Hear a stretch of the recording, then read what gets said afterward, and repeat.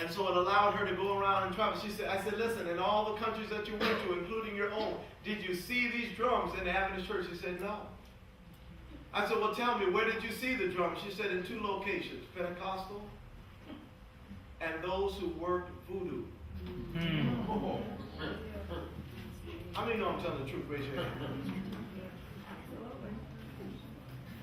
She said individuals who went down there when they conduct. Now I'm using the word voodoo, but that's not the terminology. But it's the same thing. And they would go down there and start from early in the morning and do the incessant polyrhythms of the body. All day. Just keep it going all day. Just like you have carnival, huh? They do it all day, all day. And she said that young ladies that she knew would go down there, and when they came back, she would ask them about it. She said they were embarrassed to tell them what happened to them once those polyrhythms got to them. When they had got good drumming of those drums, they began to do things that they were ashamed to be able to tell anybody about once they came out from under the influence of those things. So I said, well, tell me this then. Is there any place, listen to this, is there any place where you find the threat of the drums being used in the church in Africa? She said, yes. I said, where? She says, from places where the churches, local church, has sent students over to the United States. And they have come back trying to introduce what is happening in the United States. You see, let me tell you something. I can tell you this. We give this argument that we're robbed of our Afrocentric heritage. Let me tell you, brothers and sisters, the Africans, the Seventh-day Adventists, Africans must also be robbed of their Afrocentric heritage too, because nobody bothered to tell them that they should be doing what we say they're doing. They're not doing it. Amen?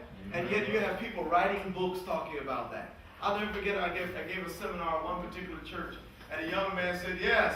He says, the reason we play this music is because we've been robbed of our Afrocentric heritage. So I said to my brother, I said, I want to respectfully say this to you, but really I want to just aim it at everybody else. So what I said is, listen, I just want to ask you, what part of Africa? What part of The young man sat down. Let me tell you why I said that. Africa is not a country. It's a continent. It's a continent. Exactly. It is vastly different from country to country. They do not see themselves as we see them, as like one people.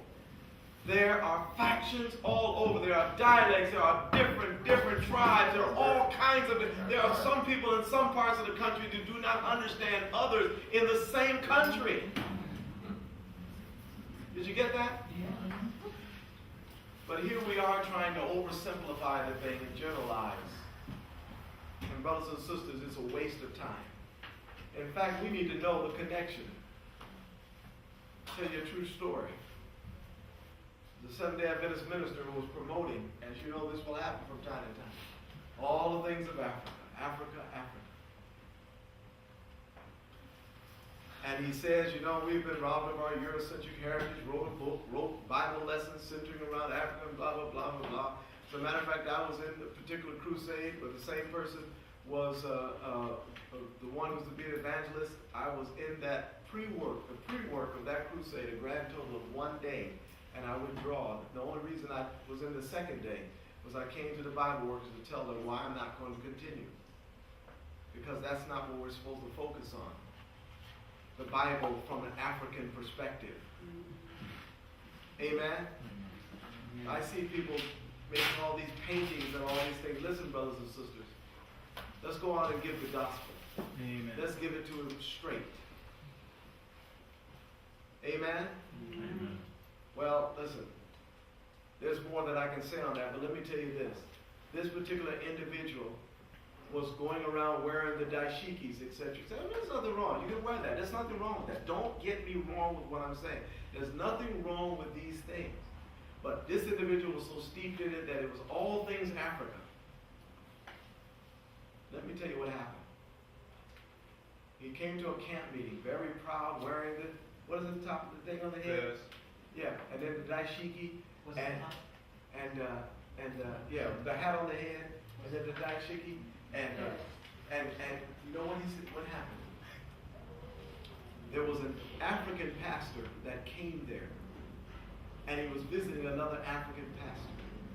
And he observed, he said, tell me, do you know that man over there? He said, yeah, sure, he's one of us. And he says, well, can I meet him? He says, yeah, well, you could meet him, but what? He said, I really want to meet him. Could you think you can get him to come over? He says, yeah, so let's go over to him. He went over there, and he says, listen, he says, hi. He says, tell me. He says, what is your name? He says, Pastor so-and-so. And he says, well, I'm Pastor so-and-so. He says, you're from Africa? He says, yeah, you're from the motherland. And they began to rattle it off, you know. He's making this connection. And he said, well, then tell me this. Why do you wear that particular color that you wear? Why do you wear that? He said, oh, because, you know, we've been robbed of our Afrocentric heritage. And he began to go down the list. And he said, well, I wonder if you know that in my country, that particular color is worn by pimps. Let